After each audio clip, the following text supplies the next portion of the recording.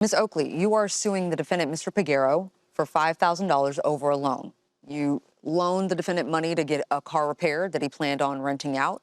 He promised to pay you back, but later claimed that letting you borrow his luxury car a few times was repayment enough. So you're suing for the full amount because you never agreed to that arrangement. Mr. Peguero, you claim that Ms. Oakley's money was an investment tied to income from this car, but the car broke down. You also claim that you allowed the plaintiff to borrow a luxury car several times, which you believed more than covered what she gave you, so you believe you owe her nothing. All right, Ms. Oakley, how do you know the defendant? He was my neighbor. We met about 20 years ago when we lived in the same neighborhood.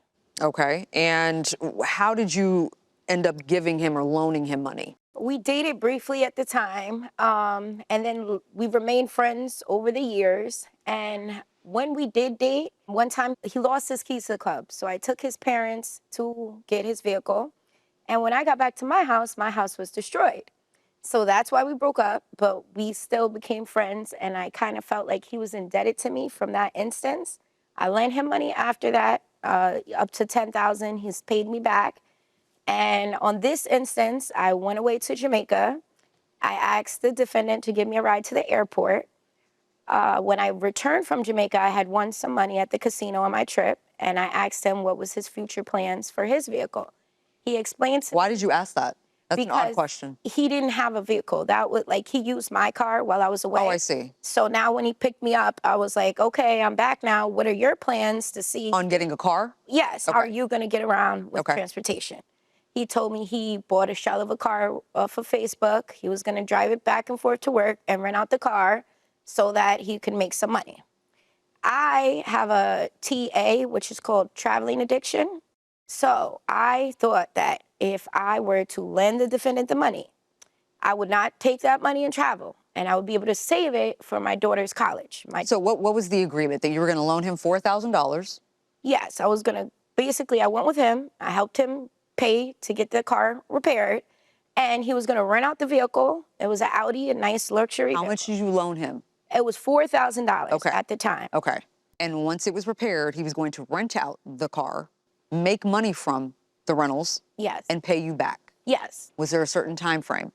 I asked him, I told him I would need back, like it was basically like an investment kind of loan for me, because I said, so I won't spend this money traveling. My daughter's going to college. I will need the money back by July because my daughter will be going away for school, and this would be a way for me to make sure I save money to send my daughter to college. You loaned him the money in February? Yes. And you loaned him $4,000 and he was promising to pay you the $4,000 or $5,000? It was $5,000. That was like basically an incentive. All right, Mr. Peguero, all that accurate? So, yeah. Okay, tell me what wasn't accurate. It came up in conversation, me fixing the car. She offered to fix the car, to get me the money to fix the car. That's the only thing that was a little bit different there. I didn't go Was to her. this a loan or not? It was a loan, yes, it was a loan.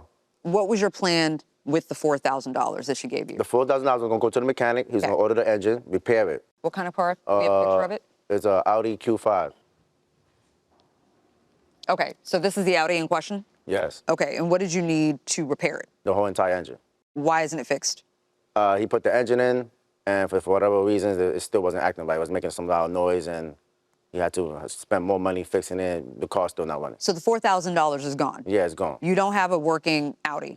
At all, no. Why do you feel like you don't owe her the money? Because while we was waiting for the car to get fixed, she came and asked me to borrow the Porsche that I had. Do you rent that out? I rent it from time to time, but I really don't like to rent that one out. But yes, I rent that one out from time to time. But that isn't your full-time job? No. Like you have a full-time job and you rent your car out from time to time? Okay. So you let her, the plaintiff, use your Porsche? Yeah. How many times? About three weekends in a row. Is that true? Yes, but one weekend he was with me when we went out. Like we went out together as a group of friends. And one time I borrowed it just to go to Atlantic City. Okay. Like I drive a luxury car of my own. I just didn't want to get an oil change because like with my car, it's more money for an oil change. First of all, he never even told me he got the Porsche. I was still thinking at this time he didn't have a vehicle. And I felt like he kind of like tried to escape the loan because I have evidence where I had to ask him for his phone number. So now when I got a hold of him, I thought he was just being nice and like letting me borrow his car because he owed me money. I never knew that me borrowing the Porsche would lead to him thinking that it was like a form of repayment.